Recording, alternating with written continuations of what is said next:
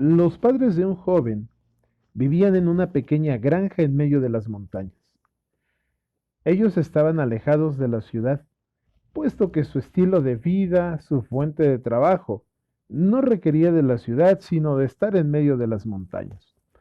Ahí, con un poco de queso, de leche, los cultivos, era como ellos vivían, pero su hijo había decidido vivir en la ciudad. Así que la distancia que les separaba y todas las actividades diversas que él realizaba hacía que solamente volviera cada cierto tiempo a visitar a sus padres. Y un día, al tener vacaciones, en el verano decidió visitarles. Pasó algunos días con ellos, para ser exactos, un fin de semana, y él se sentía siempre que visitaba a sus padres ahí en la montaña tan agradable que ya no quería volver a casa.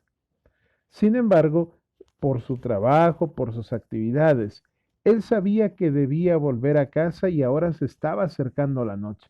Era hora de regresar. El joven se despidió de papá, de mamá, y entonces emprendió el regreso hacia la ciudad. Sin embargo, a medida que él se acercaba a la ciudad y se alejaba de la montaña, tenía que pasar por segmentos de mucha naturaleza. Se daba cuenta que en algunos espacios la lluvia que caía por ser verano era tan abundante que tenía que reducir bastante la velocidad. Eso le iba recortando el tiempo porque cada vez se hacía más tarde y la noche empezaba a caer. Cuando iba a la mitad del trayecto, la lluvia había arrastrado tanta tierra que en ese momento se había formado un segmento lleno de fango. Desafortunadamente, y como era de esperarse, el auto se atascó. Él empezó a hacer el auto avanzar, retroceder, trataba de sacarlo de ese fango, pero lo único que conseguía era patinar sobre todo ese lodo. En ese momento, la historia de él narra que se bajó porque él estaba dispuesto a cruzar todo ese fango para poder llegar a la ciudad. Amarró una parte del auto, trató de jalar de él, era demasiado pesado, él mismo se resbalaba. Después pensó en ponerle cuerdas a las llantas y tantas ideas que él tuvo, que realmente resultaron en esfuerzos inútiles. Al ver que no podía salir de ese lugar, no podía sacar su auto, la noche estaba cada vez más densa y al mismo tiempo la lluvia, el fango era abundante, empezó a caer en desesperación. Empezó a aturdir sus propios pensamientos. Era un camino totalmente desolado y ahora que había caído la noche estaba muy oscuro. No había nadie que le pudiera ayudar. En ese momento, él deseó con todo su corazón que alguien pudiera pasar por ese lugar para ayudarle. Alguien que pudiera pasar, pero le brindara auxilio. A lo lejos, después de pedirlo, apareció un auto y dijo, es mi salvación. Así que empezó a hacerle señas con las manos, con gritos, con todo lo que podía, pero se dio cuenta que ese carro no reducía la velocidad.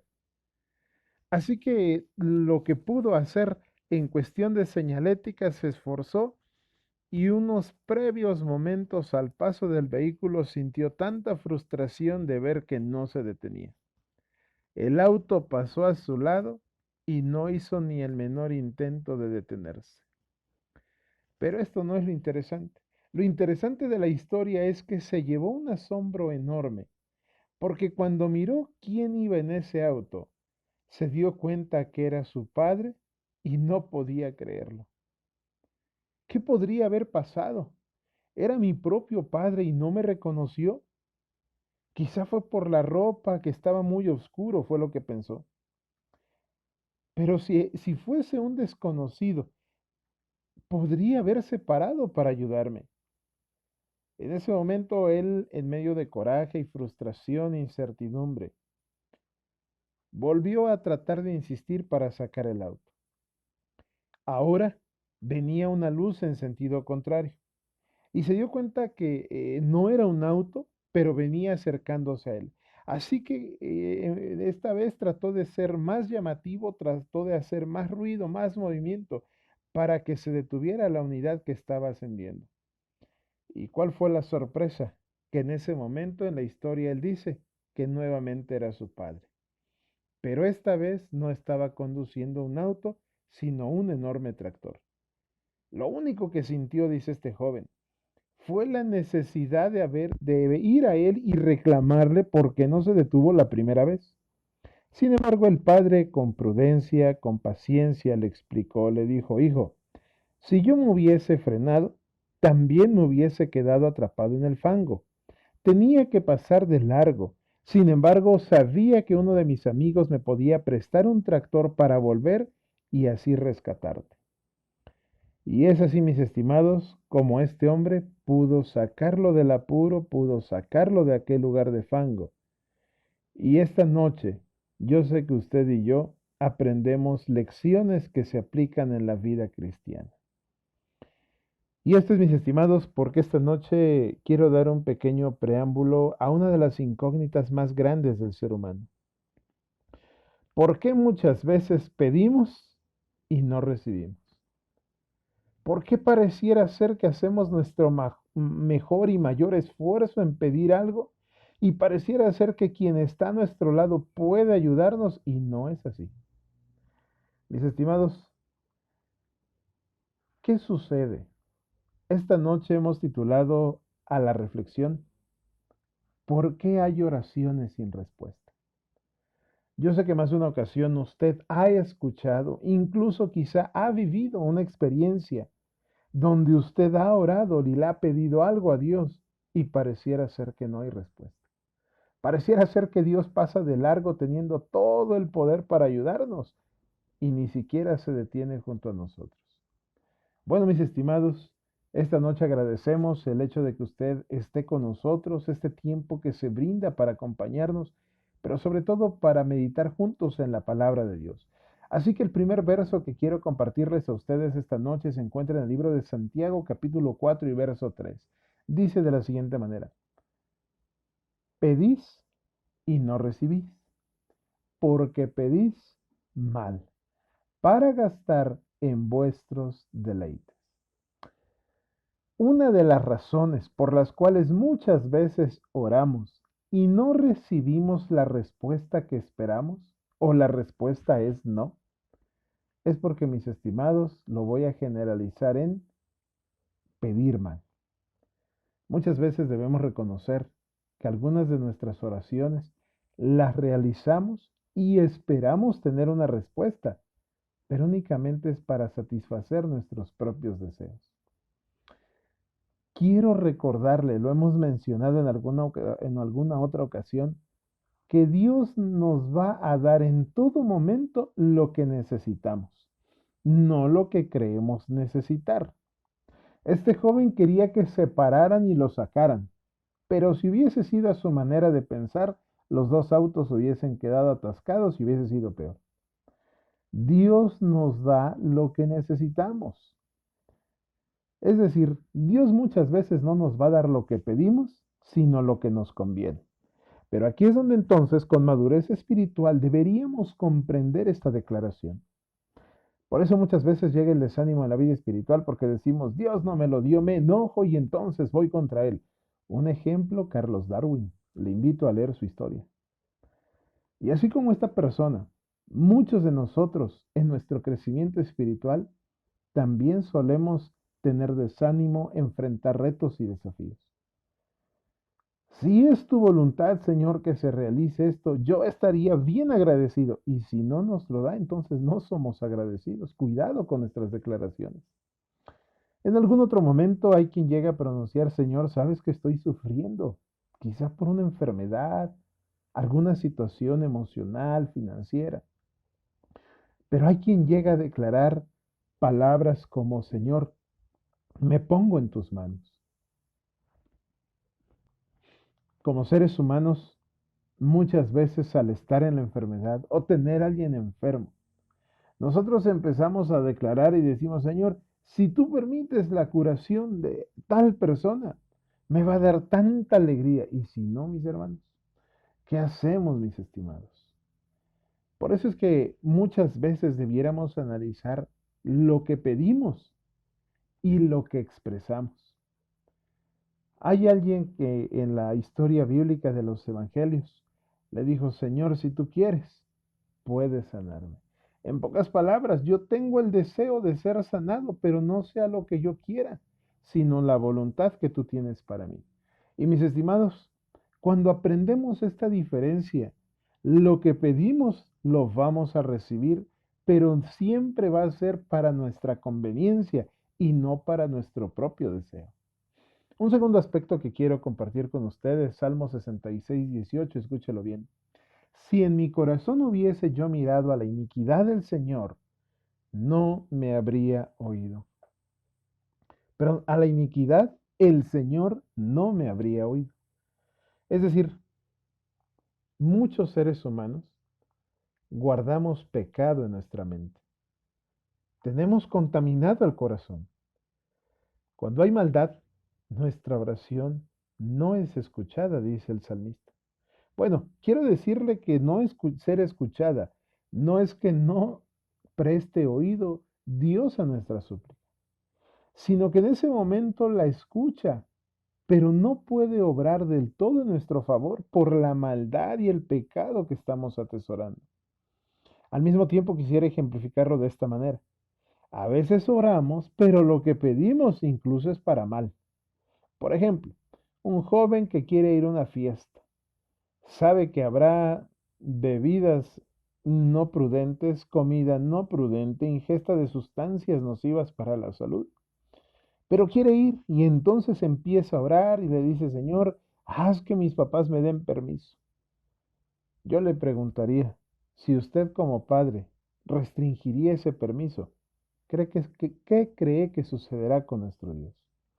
Por eso, mis estimados, es importante comprender que no podemos utilizar a Dios como un salvavidas ni la oración para justificar nuestras acciones. Santiago capítulo 1 versos 6 y 7 dice, pero pida con fe, no dude nada, porque el que dude es semejante a la onda del mar, que es arrastrada por el viento y echada de una parte a otra. Es decir, mis estimados, cuando usted ore, si tiene dudas en la palabra de Dios, si usted pone en duda que Dios es capaz de realizar lo que pedimos, es muy probable que nuestra oración no tenga respuesta. Algunas ocasiones sabemos que Dios nos puede dar lo que le estamos pidiendo, tenemos fe. El problema es que no sabemos ni lo que queremos nosotros. Este es un factor importante de Santiago 1. Es importante reconocer que muchas veces los que no sabemos lo que deseamos somos nosotros. Y como hay indecisión, no puede haber una respuesta. Nosotros podríamos decir, es que no sé lo que quiero, no, sí sabemos lo que queremos. También debiéramos tener esa certeza y tener la convicción de que Dios nos los puede brindar. Santiago 1 dice que no tengamos entonces dudas en la palabra de Dios. Al mismo tiempo, quiero recordarle Mateo capítulo 6, verso 7 que dice, y al orar, no uséis vanas repeticiones como los gentiles que piensan que por su palabrería serán oídos. La oración, mis estimados, es como hablar con un amigo. La oración es lo que lleva nuestro sentir, nuestro pensar, todo lo que tenemos para expresar hasta nuestro Dios. Pero imagínese que usted en cada oración repite lo mismo, lo mismo, lo mismo, lo mismo, lo mismo. En algunos momentos creemos que ponerle palabras formales hará que Dios entonces tenga sensibilidad en su corazón y así nos pueda dar lo que pedimos. Mis estimados, una buena relación con Dios nos coloca en el canal de las bendiciones y sobre todo en una actitud mental en la cual Dios concede consecuentemente y sin peligro lo que pedimos. Sin embargo, debemos recordar que no son las repeticiones, es la franqueza también. El espíritu de profecía dice que la oración es el acto de abrir nuestra mente, nuestro pensamiento, nuestras palabras, como a un amigo. Así que mis estimados, tenemos un consejo más. Con esto quisiera hacer un pequeño paréntesis. Muchas veces al orar hacemos como una lista de peticiones, una lista de encargos o un inventario casi casi de compras. O más drástico, hay quien pudiera pensar así como que en un registro de órdenes para Dios. Sin embargo, con lo que acabamos de estudiar, debemos recordar que las solicitudes deben ser gentiles a Dios y siempre sometidas a su voluntad. De ese modo, entonces, viene una respuesta de nuestro Dios. Proverbios 28:9 dice, el que aparta su oído para no oír la ley, aún su oración es abominación. Mis estimados, aquí es algo muy amplio, pero de manera general lo comentamos. A veces queremos que Dios nos dé, pero nosotros no queremos saber nada de Dios, de su palabra. Decimos creer en Él, decimos saber que existe, pero no queremos compromisos, por lo tanto no leemos su palabra, no practicamos incluso a veces esta parte de compartir con otros. Y entonces todavía quien llega y nos comparte, o a veces nosotros mismos descubrimos algunas solicitudes de Dios en su palabra y nos apartamos, no queremos escuchar, no queremos saber. Proverbios es muy claro, el que aparta su oído para no oír la ley, aún su oración es abominación. Aquí hay una condicionante. Para que Dios pueda también tomar nuestra oración y concedernos la petición, es importante estar atentos a su ley. Ahora la pregunta sería, ¿cuánto conoce usted, por ejemplo, de su ley? Y si no tomamos la palabra literal y tomamos de las escrituras, ¿cuánto conocemos de las escrituras? Por eso es que muchas veces el ser humano pide y pide y pide, pero no se da cuenta que no está viviendo en armonía ni con Dios ni con los demás. Y entonces se pregunta, ¿por qué mi oración no tiene respuesta? ¿Por qué no hay solución a mi petición? Mis estimados, Salomón nos deja un consejo enorme. Tienes que saber escuchar la ley de Dios, tienes que saber atender sus palabras, sus mandamientos, y con esto vivirás en armonía con los demás, con Dios, y entonces habrá una solución para tu oración. Sin embargo, mis estimados, ahora quiero brindarles a ustedes como consejos algunas condiciones para que nuestra oración sea contestada. Marcos capítulo 11, 24. Jesús estaba con los discípulos y había más personas que le escuchaban y les dijo, por tanto, os digo que todo lo que pidiereis orando, creed que lo recibiréis y os vendrá. Viene la parte opuesta a lo que leíamos hace unos minutos. Debes saber pedir con fe. Muchas veces tener un deseo real en nuestro corazón es bueno, pero además de eso debemos aprender a confiar en Dios. Y aunque la confianza en Dios es esperar la mejor respuesta, aquí viene la magnitud de nuestra fe. Yo le pido a Dios algo y espero su respuesta, pero de acuerdo a mi fe, debo entender que no siempre obtendré lo que deseo. Y de ese modo, mis estimados, nuestra oración tiene mayor respuesta. Marcos 11:25. Y cuando estéis orando, aquí viene un desafío muy grande para nosotros. Perdonen si tienen algo contra alguno. Vuelvo a leerlo. Y cuando estéis orando, perdonen si tienen algo contra alguno.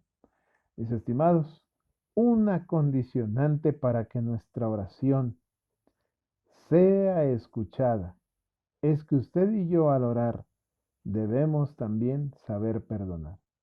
El verso termina diciendo, para que también vuestro Padre que está en los cielos os perdone a vosotros vuestras ofensas.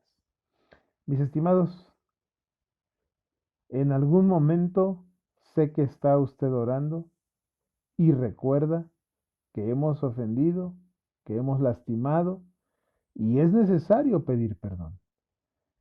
La parte dura del ser humano dice, no, pues ¿cómo voy a pedir perdón si me hicieron mal, por eso actué mal?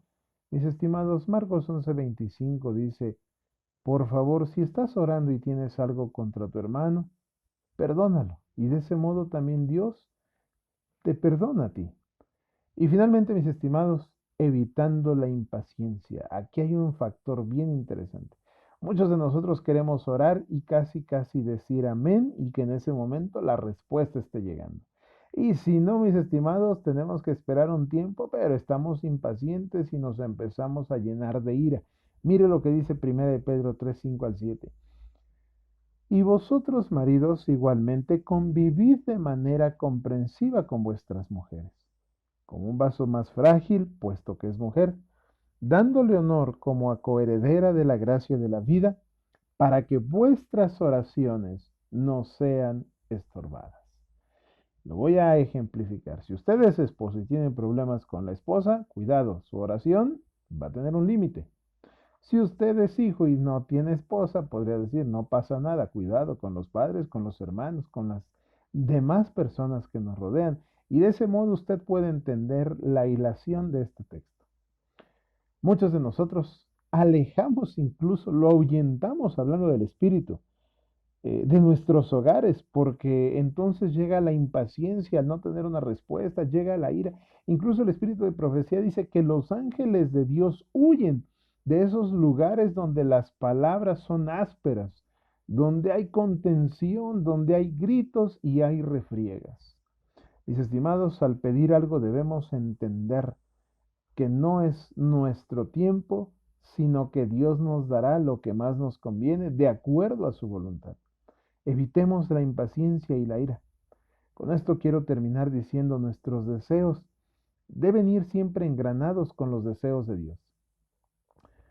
Hay un fragmento en la oración modelo cuando Jesús le enseña a orar a sus discípulos y dice, eh, hágase tu voluntad, así en la tierra como en el cielo. Sé que usted y yo conocemos perfectamente al Padre nuestro.